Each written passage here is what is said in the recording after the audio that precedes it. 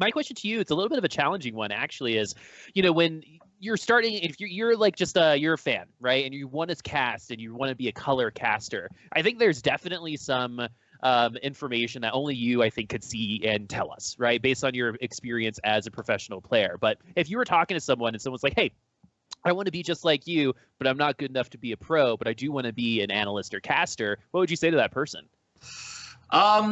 It's really tough, actually, I would say, because like any esport in general, and sort of the saying goes is like, get while the getting's good.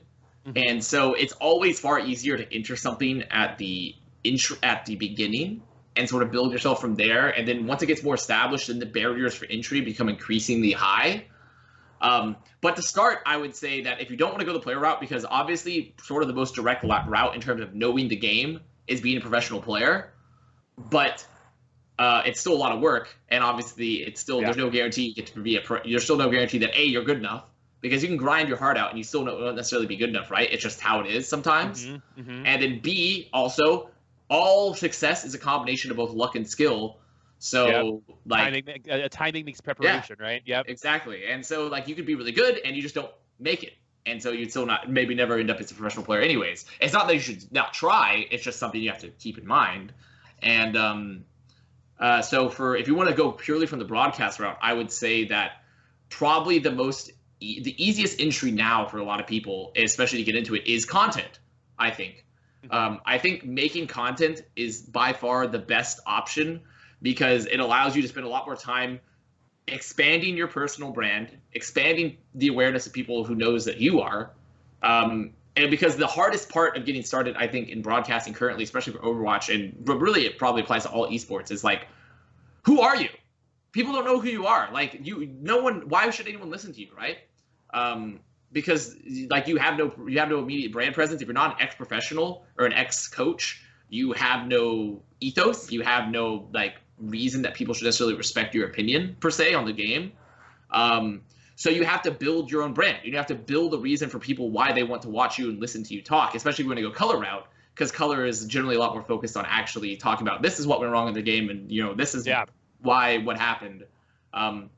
You're echoing a conversation that Ham and I have had, right? It's just like, all right, like, because something that she was talking to me about is just like, I'm going to get compared to, Avast knowledge every single week, right? So why am I going to try to, it's kind of like what you were saying, why am I going to do what Sideshow did, right? Because I'm probably not going to be as good at that. So we really, really focused on that branding side, right? And that's why we cast the way we do. And it seems to be starting to become effective once we had that conversation, right? It's like, all right, we got to stop competing with people on things that, we might need a little bit more improvement on, or just in general, we're better at this other stuff, right? So let's go ahead and like really lean in to this other stuff. Like the show, for example, or some of the other content that Ham does, we're really good at connecting, particularly with new viewers, right? And so how are we going to, expand upon that brand? Because I think what you're saying about branding is exactly what we're trying to do now. And we're starting to find some success with it. So I think you touch on a lot of really good points, is the fact that, hey, if you're going to be an analyst, you do have to have that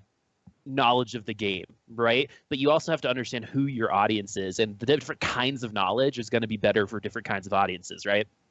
Yeah, I think it's really that. I think it's just like, because also the reality of Overwatch as well is that, especially within the color space and the analyst space, is that because we see it in League and we see it in Dota and all these more established esports, is that pro players are going to be retiring. Pro players are going to be retiring. They're not going to be. You still have to find the right ones that are fit for broadcast and want to do it, right? That have the personality and the drive, and also are still want to do it. But it's just going to be something that people are going to have to contend with when you get into that sphere, and you're not having an ex-professional background. And so the best solution to that, since you'll never really be able to equal it, which is just fine, there's nothing wrong with that, it's just how it is that you need to build your personal brand, and you need to work a lot on creating content and focusing your efforts on not only learning the game through this content, but also being able to refine your delivery. Because I think that's something I struggle with the most from the shift, because it's like one thing to have a really good personality for it and one thing to want to do it, but there's a reason why I really respect people like Monty and Wolf from the color side, and it's because they're so good at delivering points. And so It's like they're really great. good at just being like, this is important, right? Yes. Like this, all this other stuff, not as important as what And I'm also saying just right and now. also like not only like this is important, but also delivering it in a clear and concise manner that's easy to understand. Yeah. Because it's like having a gallon of water, right? Like this is all the game knowledge I have. I have infinite game knowledge essentially if I were to be in that, like if I were doing hyperbole, right? Like I could have infinite game knowledge, but I only can deliver it through like something that's the width of like a pinhead. So you need to maximize the efficiency of delivering that to where, like, sure, you're only getting a few drops through, but those drops are all extremely concentrated, so everyone knows that this is the important stuff. And so that's why I think anyone that wants to come up in broadcasting in a color and analyst role should be focused a lot more on not only continuing to improve their game knowledge by doing analysis and making content, but also expanding their personal brand and expanding their own, I guess, the way they connect and deliver information.